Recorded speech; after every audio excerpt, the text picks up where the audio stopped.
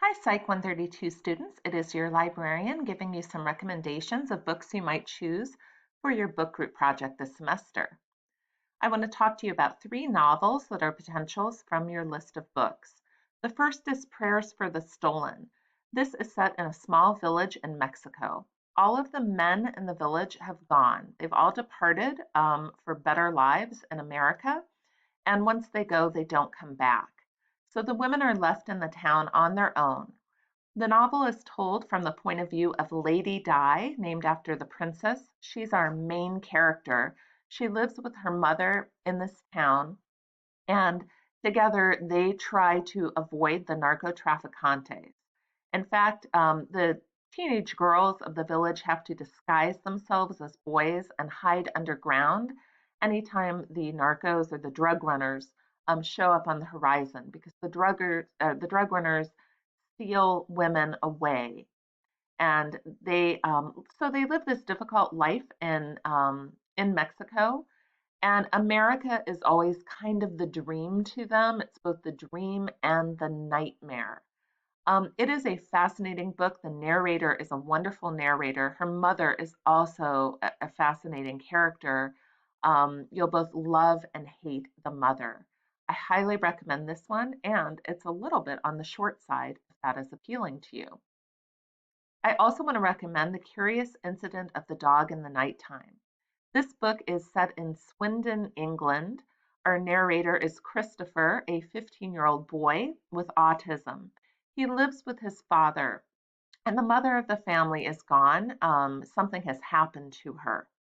One night, Christopher finds the neighbor's dog dead in the yard. And as Christopher puts it, someone has murdered the dog. That's how Christopher sees it. Christopher sees the world in kind of a different way than many people do. He decides to solve the mystery of this murder, and in doing so, he's rather misunderstood. The police get called, and Christopher gets hauled down to the police station. His father has to come get him out, and his father tells Christopher in no uncertain terms that he is not to try to solve this mystery any further. But Christopher likes answers, he likes to know what is happening, and so he continues to solve the mystery. And the third book on my list is Little Fires Everywhere. This might be familiar to you if you have Netflix. It was made into a series on Netflix, but you cannot cut corners just by watching the Netflix adaptation. The book and the series are different from one another. This is set in Shaker Heights, Ohio, which is a perfect town, and it features the perfect Richardson family. The mother, Elena Richardson, is a white upper class or upper middle class woman who has raised three of four perfect children. Her fourth child, her youngest, is a rebel, and she doesn't fit in. The youngest child wants to be an artist. Her mother does not understand this at all and is constantly embarrassed by this young daughter who won't fit into the perfect community. Into this perfect community comes Mia Warren and her daughter, Pearl, who's around the same age as the Richardson children. So Pearl and the Richardson children begin to make friends, and Mia is an artist. She's a photographer, and she kind of moves all around the country taking photos and picking up and going here, there, and everywhere. Elena Richardson does not understand this at all, but taking pity on this mother who happens to be Black, Elena decides to offer Mia a position as a housekeeper in her house. There are issues of not only race, but also class, and a lot of questions are raised about what makes a good mother and what makes a good person. Elena Richardson's friend decides to adopt a baby. There's been a baby in Shaker Heights who has been abandoned. The baby is Chinese American, and Elena's friend, like herself, is a white woman. And so there are questions about whether it is appropriate for her to take in this child of a different culture. Then the mother of the abandoned baby pops up. And then it really gets everyone is sort of pitted against one another in this perfect suburban community. And who should have the baby is the big question. And again, what makes a good mother? What makes a good person? I highly recommend Little Fires Everywhere. You might prefer nonfiction to fiction, and so here are a couple of memoirs for you. The first is Born a Crime by Trevor Noah. Trevor Noah is a comedian, so this book is incredibly funny. It was a very popular book with our students who read it a couple of semesters ago. You wouldn't think that this book would be funny because it is set in South Africa toward the end of apartheid, which was institutionalized racism in South Africa. Trevor Noah, his birth was considered a criminal act. Whites and non-whites were not allowed to fraternize, and they most certainly weren't allowed to have a romantic relationship that resulted in a baby of mixed race, which is what Trevor Noah is. His mother is South African, his father is Dutch. And Trevor Noah being born is evidence of the crime they committed. So Trevor Noah grows up with kind of a foot in two different worlds, in the white world and in the black world.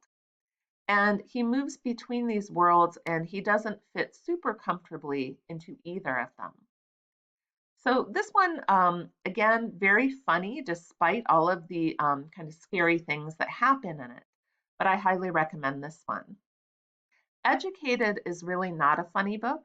This is about Tara Westover, who was the daughter of a family of survivalists in Idaho. Her family did not believe in anything that had to do with the government, and that includes education and that includes medicine. They believed that to go to a hospital was to expose yourself to the government and all sorts of bad things might happen. Same with education. So Tara Westover grew up never going to hospitals and never stepping foot in a public school.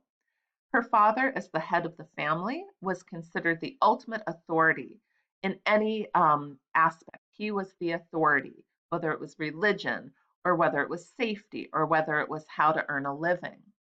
As Tara grows older and she starts to be part of some really extraordinary events that happen, some catastrophic accidents happen to her family, and they end up kind of kicking and screaming. They go into the hospital. Tara begins to see that maybe the way she's been raised isn't the only way to view the world. And so, kind of a divide widens between Tara and her family as she begins to explore other ways of life. Finally, I offer you a short story collection called The Refugees. This is by a Pulitzer Prize winner, and all of the characters in these stories are of Vietnamese descent. Most of them have come to America fleeing the Vietnam War.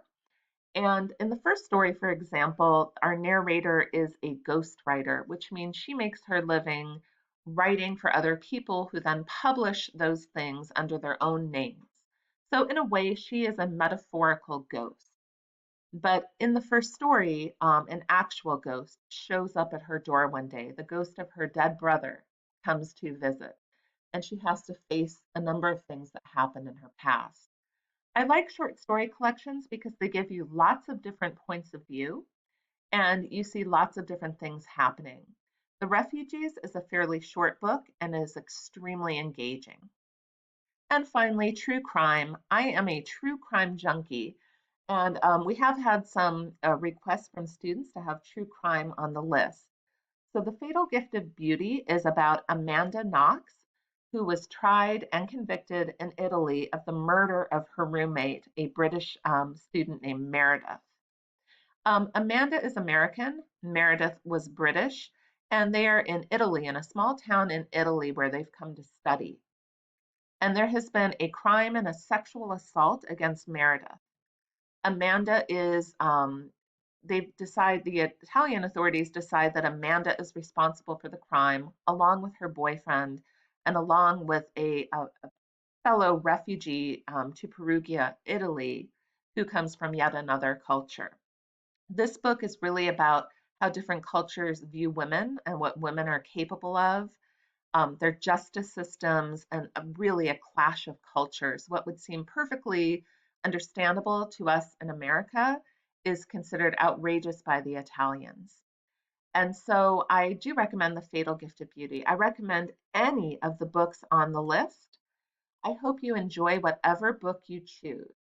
If you have questions, I encourage you to email me. You see my email here on the screen. You can find it also on the research guide.